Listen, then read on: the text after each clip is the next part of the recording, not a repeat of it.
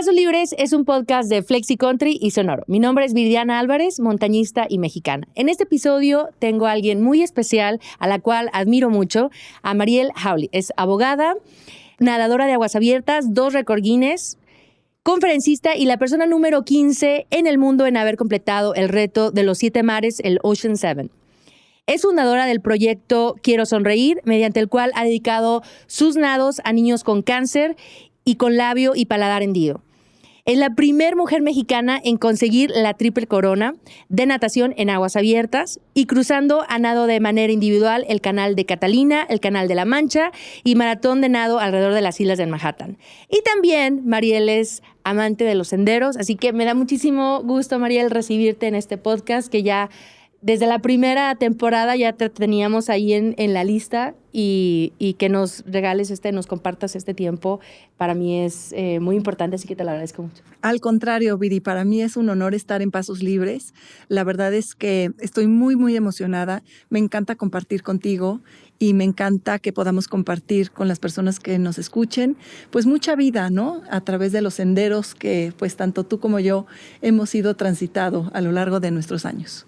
Mariel, ¿tú qué creerías que tiene en común los océanos con las montañas? Lo cual hacemos como una referencia totalmente opuesta, pero ¿tiene algo de similitud? Muchísimo, Viri. Y es una pregunta que no me agarra de sorpresa, pero que sí me gusta que me hayas cuestionado esto.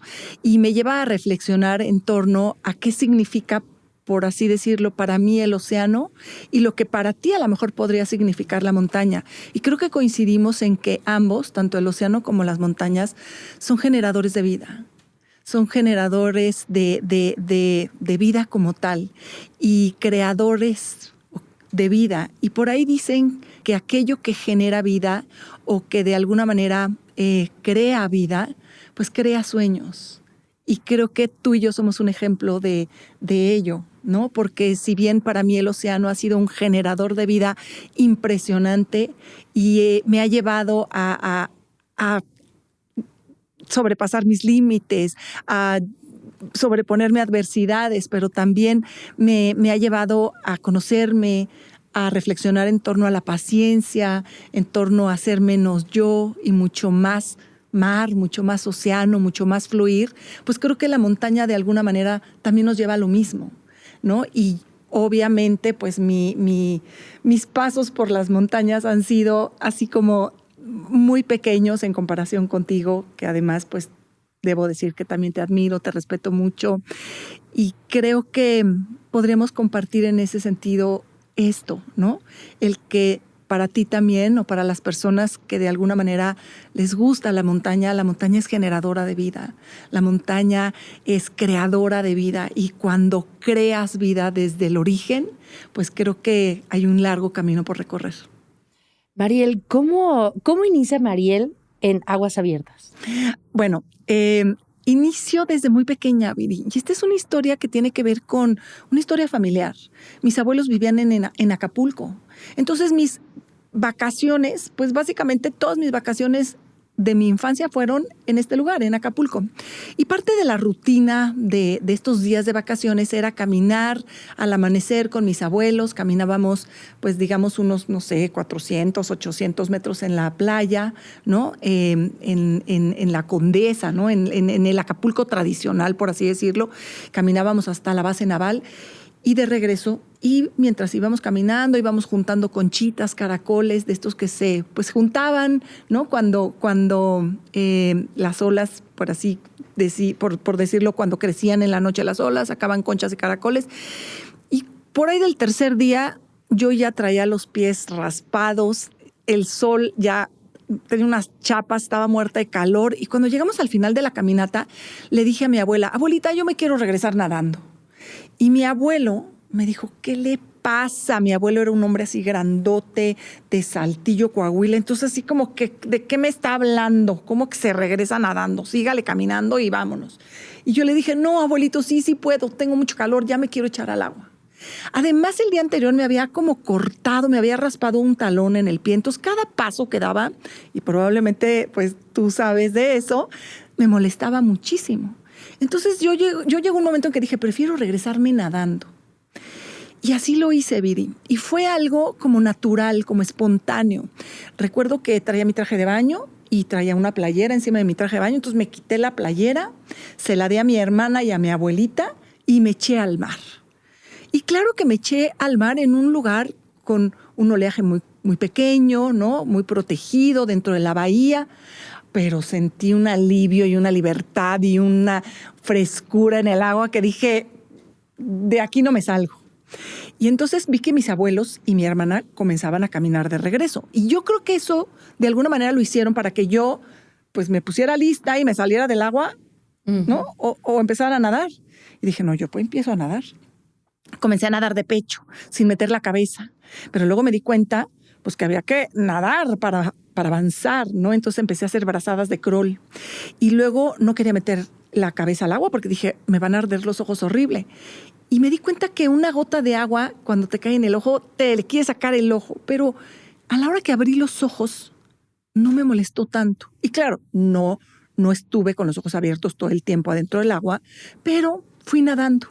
Y descubrí también algo que para mí ha sido muy significativo, que seguramente tú tienes ejemplos de lo que te voy a decir en la montaña, pero ese día yo descubrí que si te quedas donde revuelca la ola, te revuelca.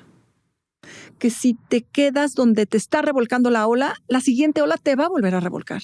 Entonces, o te sales del agua o te mueves del lugar físico donde revienta la ola porque te revuelca. Y esa es una lección de vida, te prometo que la tengo muy presente hasta el día de hoy. Y que además aplica en muchos ámbitos de la vida. Porque las peores olas te revuelcan afuera del agua. No necesitas estar en el mar para que te revuelquen las olas. Pero si te quedas en ese punto, en el punto de la revolcada de la ola, la siguiente ola te revuelca y te revuelca más feo, te drena más energía. Entonces aplica la misma regla, hay que moverte, hay que ver las cosas de diferente forma, tener otra actitud, ¿no? Darle otra perspectiva a las situaciones que estamos, pues, digamos, viviendo. Entonces, esa es mi historia. Tenía 9 años. Tenía 9 años. ¿Llegas hasta el... Claro, habré nadado 400 metros. Cuando salí del agua, mi abuelo estaba así esperándome a la orilla del mar. Me dijo, mijita, qué bárbara, ni las sirenas nadan tanto. Y sabes que este abuelo le tengo un cariño muy especial porque yo creo que él era mucho más montaña que mar, por así decirlo, ¿no? Él había tenido una infancia en Saltillo, Coahuila, en la sierra. Y entonces como que el mar para él le era ajeno. Y sin embargo, le salió una nieta que, pues, él lo dijo ese día, le van a salir escamas. Me hablaba de usted, ¿no? Como que en el norte se habla de usted. Y me dice, mijita, le van a salir escamas. Y tuvo boca de profeta. No me han salido escamas, pero he nadado una cantidad de kilómetros en el océano que él jamás se hubiera imaginado.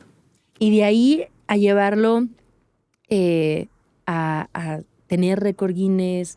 Y en ese momento te imaginaste o era algo como que buscaste. Nunca, jamás me imaginé en ese momento al lugar al que iba a llegar.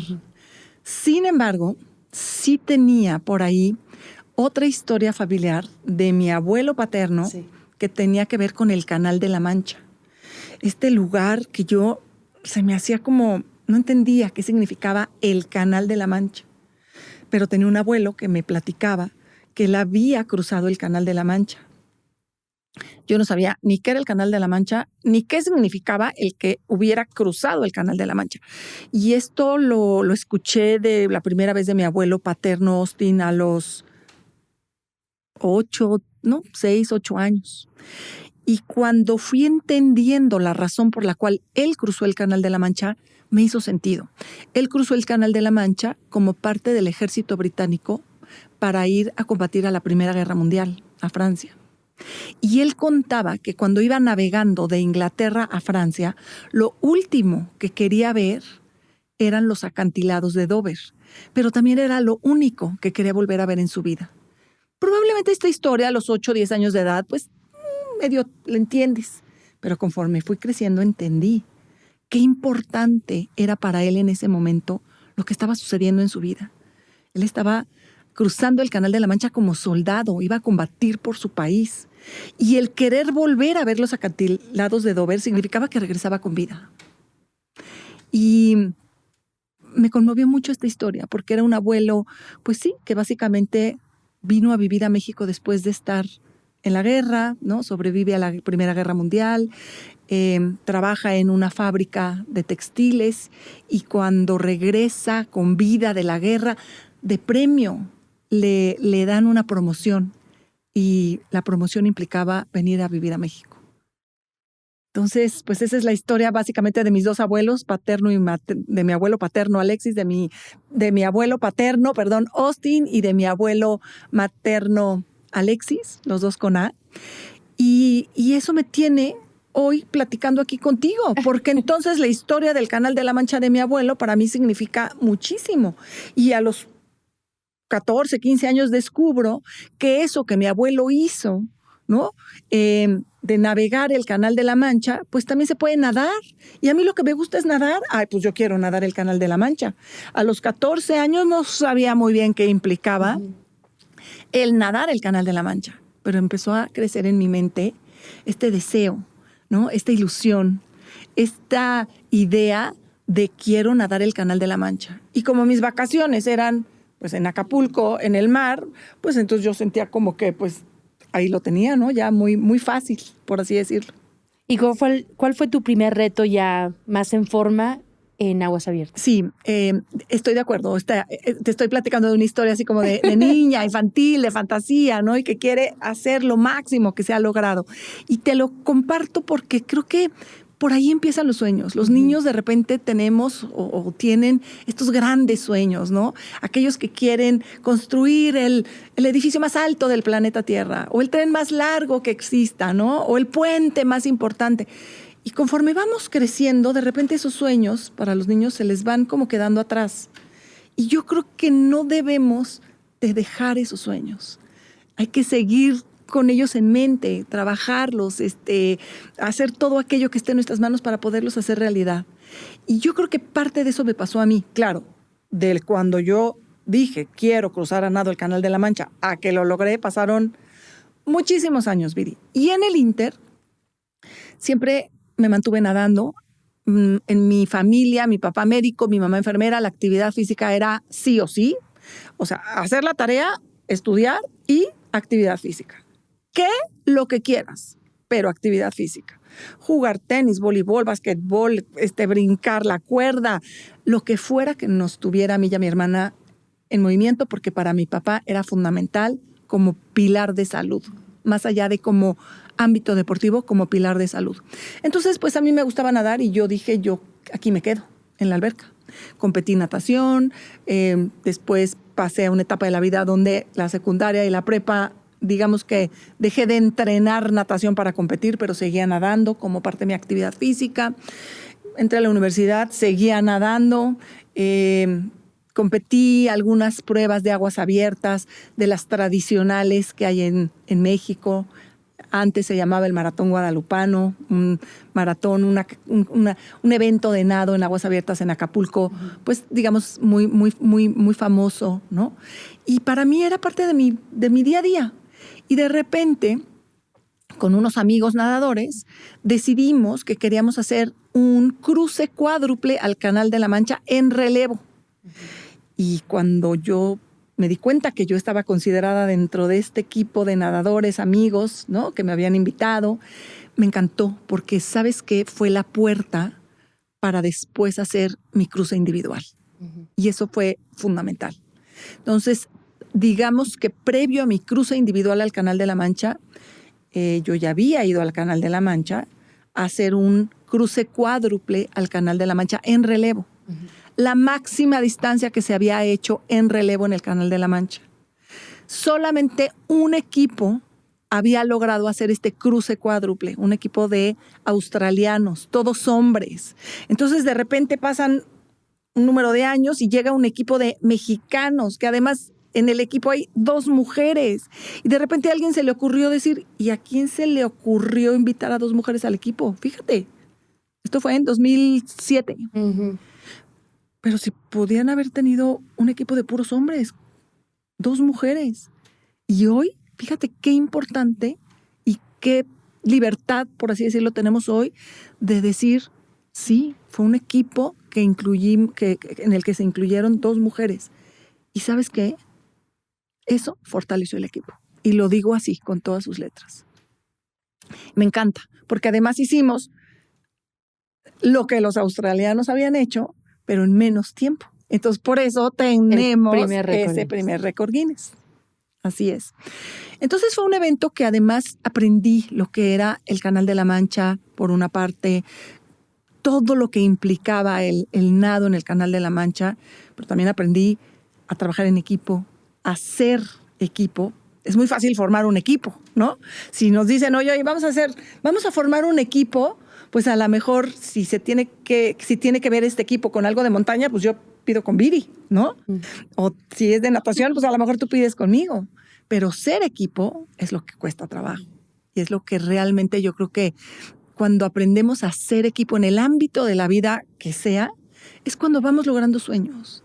Y a mí me parece que hoy lo que estamos haciendo aquí, tú y yo, es ser equipo en muchos ámbitos de la vida de México, ¿no? El promover que la gente le siga echando ganas, que podamos seguir soñando, que hagamos las cosas, que motivemos a las personas a lograr objetivos. Entonces, bueno, pues me encanta. De ahí te vas al individual en el cruce. Sí, después de haber participado en este cruce cuádruple en relevo al Canal de la Mancha, previo a eso, muchos nados de entrenamiento en diferentes lugares, en la zona de San Francisco, California, en la bahía de San Francisco, en la ciudad, en México, en la zona de Alchichica, en Puebla, en la zona de Sirahuén, en Michoacán. Entonces, había que construir, digamos que, un kilometraje importante de nado o de entrenamiento en aguas abiertas, en lugares que tuvieran temperatura del agua similar a lo que iba a encontrar en el Canal de la Mancha, para poder decir, ya estoy lista, ¿no? Y eso es algo que es bien importante. Todos, y me incluyo, queremos ir al Everest, al menos. Pero yo creo que hay que construir una base bien sólida para poder decir, ahora sí estoy lista para ir al Everest. Y a mí me pasó eso, ¿no? Todo lo que construí previo a mi cruce individual al Canal de la Mancha tiene que ver con constancia, con dedicación, con entrenamiento, con disciplina, con compromiso, para entonces decir, tengo, digamos, el equipaje, ¿no? Todo aquello que necesito para decir, estoy lista para ir al cruce al Canal de la Mancha individual. Y hago un paréntesis porque eres abogada. Sí. Y es como parte de hobby, ¿no? A veces te veo en tus redes sociales y lo veo primero, digo, es nadadora. Pero estabas como abogada y mamá. Y mamá. Y ama de casa. Sí. Entonces, pero ¿sabes qué? Que a lo mejor esto es algo que te sucede, o que a muchas de las personas que nos gusta hacer actividad física al aire libre o en la naturaleza nos ayuda. Yo tengo, por así decirlo, y tenía mi vida familiar con mi esposo y mis hijos, y todo lo que implica, ¿no? Desde ir a hacer la compra y organizar las mañanas, los desayunos, la escuela, las clases, con mi esposo, los compromisos. Luego tenía mi trabajo, ¿no? Mi trabajo, que si bien en ese momento no era desde el ámbito legal, porque trabajaba en Grupo Martí en proyectos de responsabilidad social, pues también tenía trabajo, ¿no? Y por otro lado tenía pues todo lo que implica la vida. Pero nadar, echarme el clavado, era y sigue siendo mi espacio para mí, para disfrutar. Y si bien lo hago todos los días en una alberca, trato de conectarme con el océano, y entonces de repente escucho un caracol que tengo, y entonces escucho, pues por así decirlo, el mar, y entonces sí me echo un clavado. Pero cuando he tenido la necesidad por una parte, pero también la oportunidad de entrenar en aguas abiertas para los eventos de nado que he hecho, es mi mejor recreo, ¿no? Es mi momento donde encuentro muchísimo, ¿no? Pero donde me encuentro también a mí misma, donde encuentro lo que necesito, pues apoyarme, apapacharme, o empujarme, o impulsarme, y eso me encanta. Y yo creo que también es algo que comparte con la montaña, al menos lo creería de esa manera. Yo siento que el montañismo también es muy parte introspectiva, una meditación activa, Y natación lo he hecho muy poco, te soy sincera, y más como entrenamiento para triatlón, es algo como muy específico para un evento. Pero sí encuentro similitud.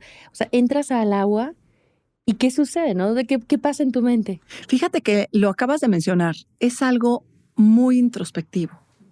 Mucho más que otras actividades, mucho más que a lo mejor correr, que vas viendo, vas oliendo, vas escuchando, mucho más que a lo mejor lo que acabas de decir, andar en bici, ¿no? Donde vas andando en bici, entonces pues vas lo mismo, vas viendo, vas oliendo, te vas dando cuenta por dónde vas viendo el avance que tienes. La montaña es mágica y de alguna manera también te permite esa introspección porque son muchas horas y porque además son muchas horas en la oscuridad. Y la oscuridad siempre, yo digo que en la oscuridad se entreteje el misterio de la vida. ¿Por qué? Porque vas muy contigo misma y eso te hace que de alguna manera vayas pensando en ti, en tener cuidado, en tener paciencia. Yo estoy segura, Viri, que muchas veces ni siquiera te estás dando cuenta en ese momento del avance que estás teniendo. Que lo mismo sucede en el océano. A diferencia de en la tierra, cuando tú das un paso y puedes medir la distancia que hay entre una pierna y la otra y dices, pues ya avancé 50 centímetros. En la montaña tantas horas a veces es difícil darte cuenta de ese avance y en el océano mucho menos.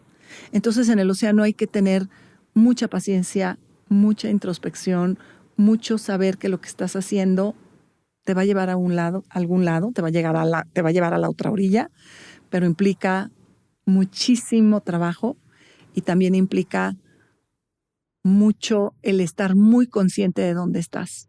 Por eso yo digo, Viri, que siempre que me echo un clavado al mar, quiero ser menos Mariel y mucho más mar. Porque al ser menos Mariel, dejo afuera la parte de, ya quiero llegar, ¿cómo me está yendo? ¿Qué tanto estoy avanzando? ¿Cómo va mi velocidad? No. Aquí te echas al mar para fluir, para disfrutar, para ser una partícula del océano. O sea, tu peor parte déjala fuera. Échate al mar siendo mucho más mar para disfrutar, para fluir, para ser una partícula, para tener ese encuentro con el océano. Y probablemente, bueno, pues es algo que las pocas veces que he ido a la montaña, que tú lo sabes, me sucede lo mismo, ¿no? Quiero ser menos Mariel en la montaña y mucho más montaña, mucho más parte de este planeta Tierra. En esta hablabas de una preparación y te escuché en algún momento decir, bueno, el cuerpo lo puedes preparar físicamente, pero la mente, ¿no? Y yo también coincido mucho con esta parte de esta filosofía, cómo se prepara Mariel para estos grandes retos. Sí, es una dualidad, ¿no? Muy especial, porque efectivamente puedes tener una preparación física perfecta. Aguas que tu mente te puede jugar en contra o puede ser tu mejor aliado. Y puedes, al revés, tener una capacidad, ¿no?, mental y yo soy una picuda y lo voy a lograr y no tuviste la preparación física, también aguas, ¿no es cierto? Sí. Entonces, es esta dualidad. Ahora, ¿qué es mucho más evidente? Es mucho más evidente cuando tienes tu entrenamiento físico, cuando cumpliste el kilometraje, ya sea de carrera o de ascensos que tenías que hacer para lograr tu objetivo, o de kilometraje en el mar, o de acoplar tu cuerpo al frío. Eso es muy evidente. En cambio, la parte mental no es tan evidente. Y además en la parte mental viene la parte emocional. Y la parte emocional es algo que nos llega muy íntimo. Entonces, por eso sí creo que hay que saber encontrarnos en estas montañas emocionales o en estos mares emocionales, cómo vamos a reaccionar. Y se vale todo. Estoy segura que a lo mejor tus últimos pasos antes de llegar a la cumbre tienes tantas emociones. Tienes ganas de llorar, pero quieres brincar, pero al mismo tiempo tienes tan poquito oxígeno que por supuesto que no puedes brincar y tienes que guardar energía. Entonces la parte física la tienes que cuidar porque aparte viene el regreso. Pero emocionalmente es un torbellino, ¿no? Y quieres celebrar y quisieras abrazar a tus seres queridos y al final del día estás sola. Estás en un espacio único, sola, donde con la única persona que vas a celebrar en ese instante íntimo es contigo. A mí me sucede lo mismo, ¿no? Yo he llegado, la mayor parte de mis nados, he llegado a medianoche a un lugar que no hay una sola luz, me alumbran desde la embarcación con un faro y los últimos metros que voy nadando, voy llorando.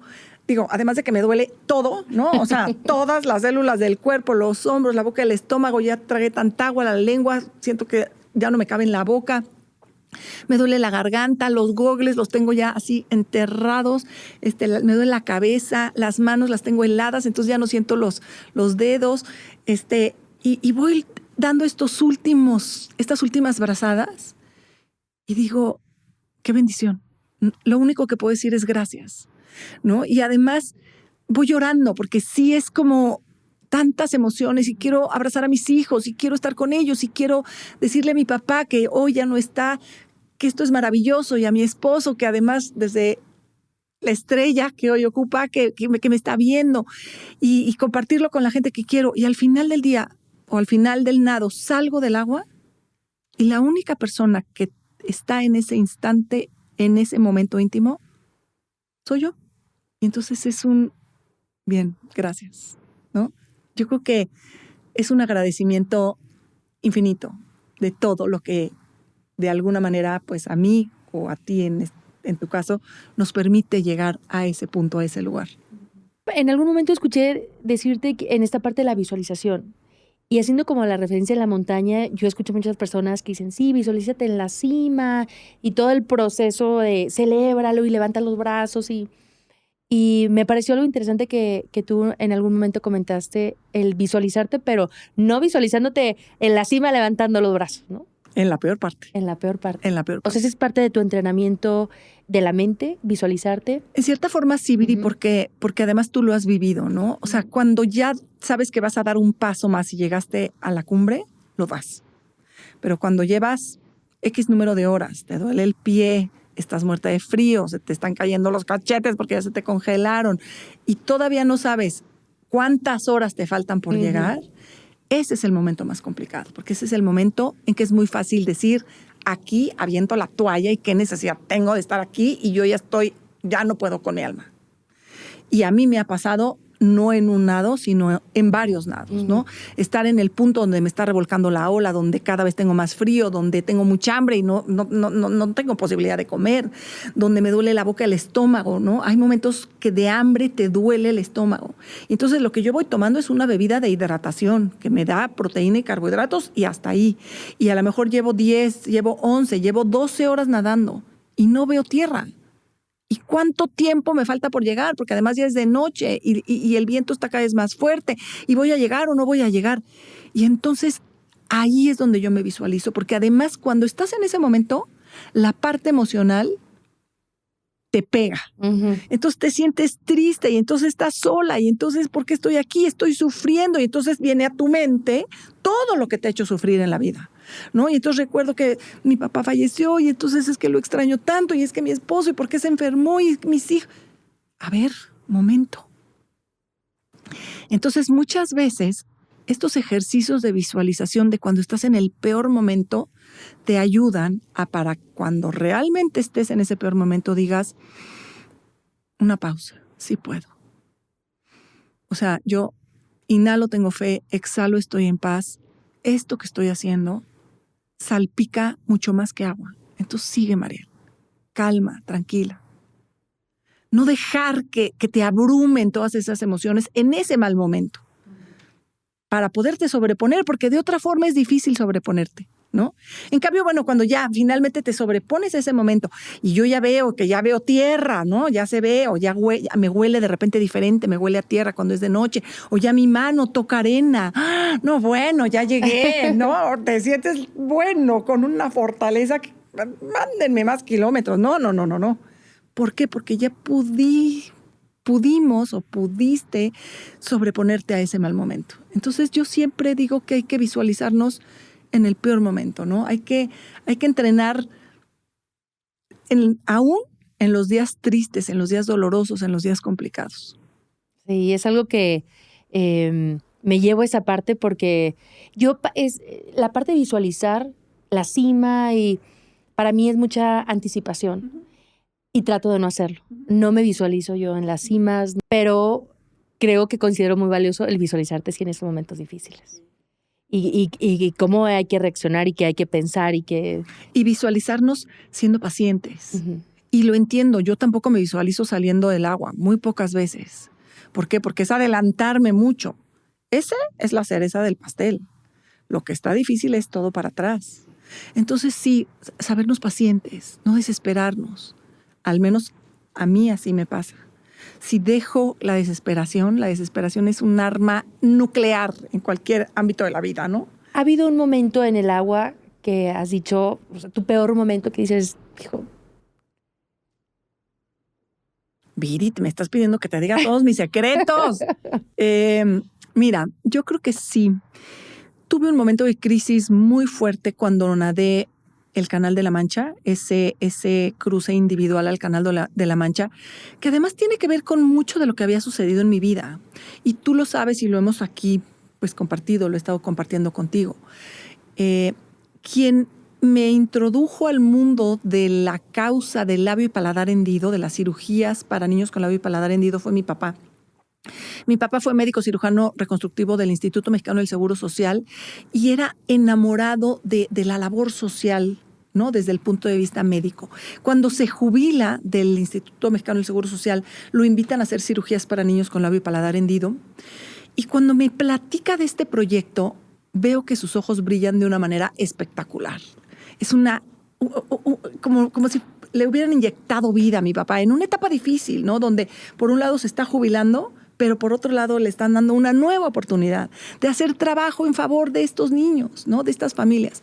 Y cuando además me invita a ser voluntaria, a ser parte de este proyecto, y yo veo el antes y después en la vida de estos pequeños, de su familia, yo dije, yo quiero ser parte de esto sí o sí. No soy enfermera, no soy médico, no soy terapeuta del lenguaje, pero sé nadar. Entonces yo puedo hacer que a través de mis nados se logre hacer algo, en ese momento no lo tenía tan claro, para generar las cirugías para niños con labio y paladar hendido. Y así fue. Y tuve la suerte maravillosa desde unos años antes de tener, por así decirlo, dos personas fundamentales para apoyar esta causa. Por un lado, Alejandro Martí y por otra parte, don Alfredo Harpelú. Y ambos dijeron, órale, vamos a hacer cirugías para niños. En su momento también Arturo Elías a través de Fundación Telmex, en otro momento, pero también. Y eso a mí me enamora. Y entonces, claro que yo quiero seguir nadando y quiero seguir nadando para que mis brazadas pues salpiquen mucho más que agua, ¿no? Y en este caso, pues salpican un granito de arena para esta transformación en la vida de estos niños. Y a la primera persona que le digo que voy a nadar el canal de la Mancha de manera individual es a mi papá. Y le digo, papá, ¿y tú vas a ser mi médico a bordo? Bueno, mi papá estaba fascinado, tú imagínate. Uh-huh. Y 3 meses antes de mi cruce fallece. ¿Estoy lista para nadar? ¿Estoy preparada para lo que viene? No físicamente, emocionalmente. Mi cómplice, mi compañero de este proyecto, mi médico a bordo. Y yo no sé si voy a estar en las mejores condiciones para hacerlo. Y bueno, por ahí hay un proceso que hago, que incluso fui a nadar a la laguna de Alchichica como para sacar mucho dolor y para volver como a encontrar mucha paz. Y cuando estoy a la mitad del Canal de la Mancha, en las peores circunstancias, con un viento tremendo, con las olas revolcándome, no veo tierra desde el punto en el que estoy, llevo 9 horas y media nadando, no, sé que se está haciendo de noche, voy a tener más frío, no sé cuánto tiempo me falte por nadar. Y entonces ahí sí, además de eso, entra con tubo la parte emocional de el dolor tan drástico de la pérdida de mi papá. Ya no está conmigo, no está en la embarcación.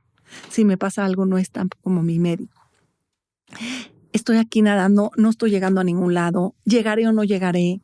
Entran dudas, entran cuestionamientos, entra dolor, tristeza, esa tristeza que así te duele. Y ese es el momento de crisis, pues de los más complejos que he tenido. Y cuando además me detengo en algún momento y lo grito, ¿no? Y ya no quiero estar aquí, ya no puedo, ya tengo mucho frío. Y cuando me doy cuenta que de mi boca salieron esas palabras, me suelto llorando. Porque me doy cuenta que me estoy dando por vencida. Y un momento muy difícil, muy, muy difícil, que ha dejado una marca muy importante en mi vida. Porque a partir de ahí he tenido momentos en los nados igualmente complejos, pero en la vida más. Cuando mi esposo se enferma, cuando mi esposo fallece, cuando veo que mi hijo tiene una depresión tremenda, cuando veo que mi hija está tan enojada que no me habla. ¿Por qué? Por todo lo que ha pasado en nuestra vida. Esos son momentos que me han causado de las peores crisis. Y entonces, pues aplico la misma regla que aplico al nadar. Sigue nadando, paciencia, que tus brazadas sigan salpicando mucho más que agua, que sigas en este mundo, ¿no? Haciendo tu mejor esfuerzo, porque no te puedes dar por vencida. En un nado, sí. Igualmente tú, a lo mejor un día en la montaña dices, hasta aquí. Pero en la vida hay que seguir. Y eso creo que nos crece mucho más, ¿no? ¿Y tienes algunos mantras o como pensamientos que te hacen dar nuevamente esa abrazada? Pienso mucho en esta como repetición que inhalo, tengo fe, exhalo, estoy en paz. Eso me genera dos cosas, Vivi. Inhalo, tengo fe. O sea, me hace estar consciente de dónde estoy, qué estoy haciendo. Exhalo, estoy en paz. Te tienes que mantener en paz en estos momentos. Y tú lo sabes. No sé cuántas horas me faltan para llegar. Me falta oxígeno, tengo frío, me duele el pie. Todo lo que me imagino que te sucede. Y tienes que mantenerte en paz. Como volver a tu centro. Y el inhalo, tengo fe, es aquí estoy. Es una certeza de que existo, de que estoy en este lugar. De que cada paso lo estoy dando en completa y absoluta paz. Y eso es parte de lo que a mí me sucede en el agua, ¿no? Inhalo, tengo fe, sí estoy. ¿En dónde? En un punto en el océano del planeta Tierra, nadando un cruce de la isla sur a la isla norte de Nueva Zelanda, o del estrecho de Tsugaru, o del Canal del Norte, ¿no? Dependiendo de donde me encuentre, pero con esa certeza de que además estoy dando brazadas, llenándome de mucha paz. Digo, es como hay mucha similitud, y más cuando te escucho hablar y en esa parte de cómo tú le interpretas cierto momento, ¿no? Y qué es lo que te dices. Yo creo que somos de historias y somos de lo que nos decimos y esos mismos mantras. También te escuchaba decir, sí, sí puedo. Yo creo que también lo repetí como no sé cuántos miles de veces yendo hacia la cima del Everest, menos 40 grados, y decía, sí, sí puedo, sí, sí puedo, ¿no? Y siempre les digo, somos las historias que nos contamos, sin importar las circunstancias adversas o la tormenta que esté afuera. Y también en algún momento me lo compartiste de tu libro, ¿no? La tormenta puede estar afuera, pero el mar adentro está calmado. Sí, ese fue para mí una grandísima lección que me dio el océano, ¿no? Este nado en el estrecho de Tsugaru, que los 5 días previos a mi nado, ¿no? Es como estar en el campamento base, por así ponerlo de ejemplo, el clima perfecto. Y el día que, pues de alguna manera se prepara todo, porque se supone que las condiciones son las perfectas para hacer el ascenso a la cumbre, que en mi caso era hacer mi cruce a nado en el estrecho de Tsugaru, de la isla principal de Japón a la isla norte. Hay tormenta. Entonces yo empiezo desde las 2 de la mañana a decir, pero ¿cómo vamos a nadar? ¿Cómo voy a nadar si está el viento tremendo, está lloviendo? O sea, estas no son condiciones óptimas para un nado en aguas abiertas. Y el capitán de la embarcación, Viri, un pescador japonés, me dice, usted está autorizada para nadar el día de hoy. Ese es su permiso, así como tú tienes tus permisos para el ascenso a la montaña, usted tiene el permiso para nadar hoy. Así que este es su destino. Y yo digo, ¿qué destino ni qué nada? Claro, en ese momento no lo muestro, pero salgo de la reunión y digo, ¿cómo que es mi destino? Yo no hablo japonés. Pero lo que me dice el traductor es esto, ¿no? Lo que te estoy diciendo. Que el capitán dice que es su destino nadar. Que las condiciones no van a ser las óptimas, pero es su destino. Y yo veo la imagen en la tele, y yo veo las imágenes, y aunque no entienda una gota de japonés, veo que las imágenes son de una tormenta. Y digo, ¿cómo voy a nadar así? Entonces, esa tormenta que se está formando en lo físico, también se estaba formando en mi mente. Y claro, al día siguiente, finalmente, comenzamos a navegar. Tuvimos que regresar a puerto. ¿Por qué? Porque el oleaje era muy complicado. Y entonces el capitán nuevamente dice, ahora que amanezca ya con luz, volvemos a zarpar. Volvemos a zarpar y yo veo que sigue el viento, que las nubes cada vez ya se están más gordas, grises, el oleaje más complicado. Y llegamos al punto donde yo me tengo que echar al agua para comenzar mi nado y el capitán le dice al traductor que por favor me diga que me eche al agua, porque es mi destino. Y estoy así de que digo, pero al mismo tiempo estoy pensando, si el capitán está autorizando que me eche al agua es por algo. ¿Ok? Es por algo. Yo en ese momento no estaba pensando que era mi destino. Yo dije, seguramente el mal clima pasará y entonces pues ya voy a seguir nadando. Pues me echo al agua y claro que el mal clima no pasó. En 2, 3, 4, 5, 6 horas no pasa un tormentón de ese tamaño. Entonces voy nadando y voy nadando y voy nadando y entonces voy viendo la tormenta y entonces estoy encorajinada y entonces estoy enojada y digo, ¿para qué me tocó nadar en este día? Y el capitán y no se ha ido el mal clima y aquí sigo nadando y no avanzo y me revuelca la ola y me revuelca la ola. Y claro, a las casi 5 horas me hacen, hasta aquí llegaste. Y yo, no, desde el enojo, Viri, desde la frustración, la decepción, el coraje, contesto, yo no me salgo del agua. Esta tormenta me la echo nadando. Y cuando me doy cuenta que lo dije, a ver, Mariel, ubícate. Tu seguridad no es lo más importante, es la de todos. Que probablemente sucede lo mismo en la montaña. Y te tienes que salir del agua. Sí. Es que me gasté todo mi dinero en venir a Japón, es que... Eso, procésalo y ese no lo traigas aquí. Ahí fue algo tan impactante en mi vida, Viri, porque así como tú lo dices, la tormenta se estaba formando, el oleaje, el viento tragaba agua. Y cuando me dicen esto, tengo tanto enojo que me mantengo nadando un par de minutos como para sacar enojo, como ya sé que me tengo que subir a la embarcación, procesa todo esto. Sí, Mariel, ni modo. Y voy nadando en ese par de minutos y veo esto que me impacta de sobremanera, que el fondo del mar está en paz. Y entendí. Entendí tal cual que sí, que fue mi destino haber nadado ese día para encontrar ese corazón de mar en paz que tanto me hacía falta a mí también. Y a partir de ese día, pues a ti te lo he dicho y lo deseo, ¿no? Tener un corazón como el corazón del mar, que siempre esté en paz. Porque tormentas en la vida vamos a tener muchísimas, pero que no nos lleguen al corazón. Que de alguna manera la tormenta se quede en la superficie. Porque además la tormenta, también lo entendí ese día, no viene a destruir, pero sí a transformar. Y para mí fue un grandísimo proceso de transformación el que viví ese día que, como me dijo el capitán Mitsushima, fue el día que tenía que nadar para encontrar el corazón del mar en el fondo del mar, en paz. ¿En dónde viene la montaña en tu vida?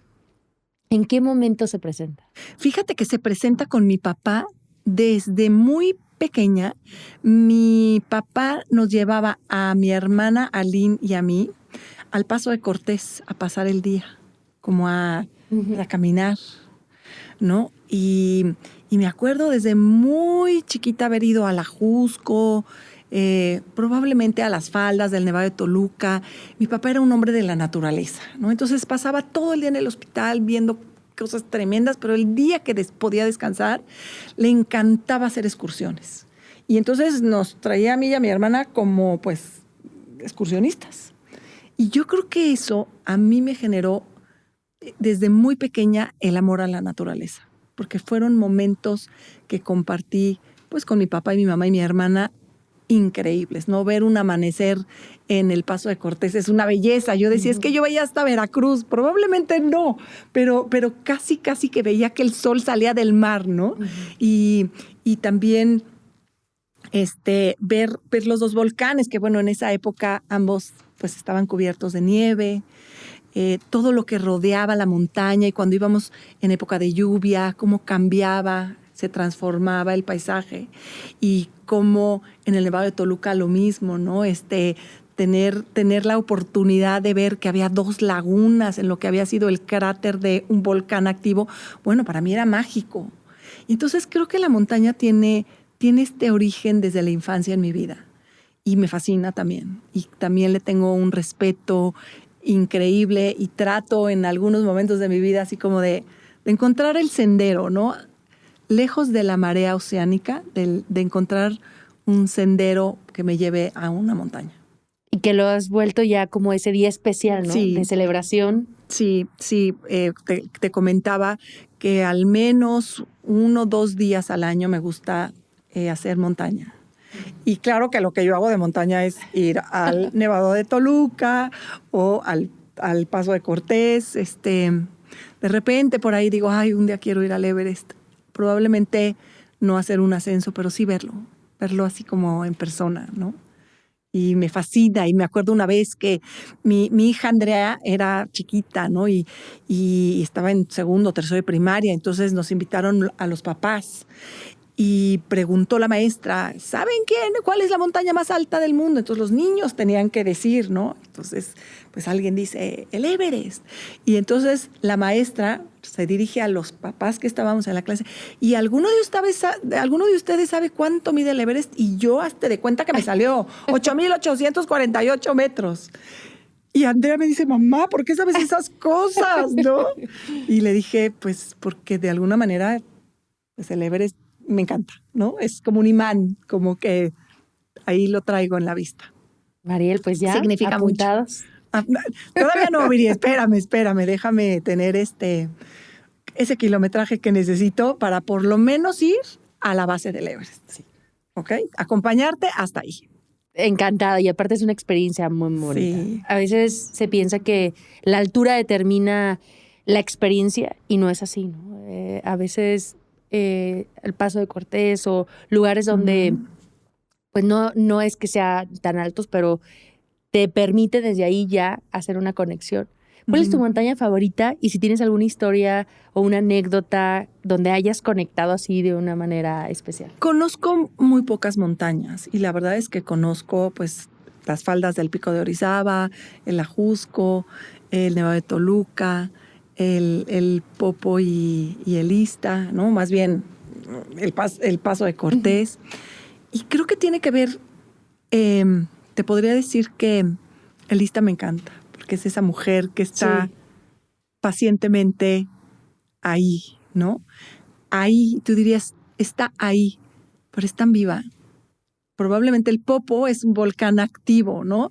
Y entonces lo vemos los que vivimos en la Ciudad de México, y entonces la fumarola y las cenizas, y llegaron a Puebla y el aeropuerto. Pero el Ista para mí genera mucho más vida, porque ahí está siendo tal cual como es. Y me encanta. Mariel, en esta parte de preparación, ¿hay algo a ti que te hubiera gustado que te dijeran antes? Tanto en los retos que has tenido en los océanos o en las montañas, algo que dices, me hubiera gustado que alguien me lo hubiera dicho. Sí, mira, algo que es muy importante y que así lo veo yo es que esto es un evento íntimo, personal. Y cada quien que tiene este tipo de retos los puede vivir de forma distinta. Vívelo tú a tu propia manera, que sea para ti lo que tú necesitas. Y lo digo en el buen sentido de la palabra. Compite contigo si quieres tener una competencia. Si no, no tienes por qué convertirlo en una competencia. Porque cada persona que está allá afuera haciendo desde su camino de vida lo que esté haciendo, tiene que ser para ellos. Y lo digo hoy por mi hija Andrea, por mi hijo Lalo. Están construyendo su camino.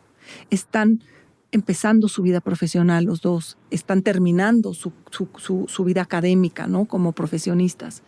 Y para mí es tan importante que ellos sepan que lo que están haciendo es para crecerse, para fortalecerse, para ser cada día ellos mejor persona, no para demostrarle a los demás, no para enseñar qué pueden o no pueden hacer. Es para ellos, en esa intimidad. Y cuando empezamos a hacer las cosas en ese ámbito, en ese sentido, las disfrutamos mucho más, Viri, ¿no? Sin que lo demás nos estorbe.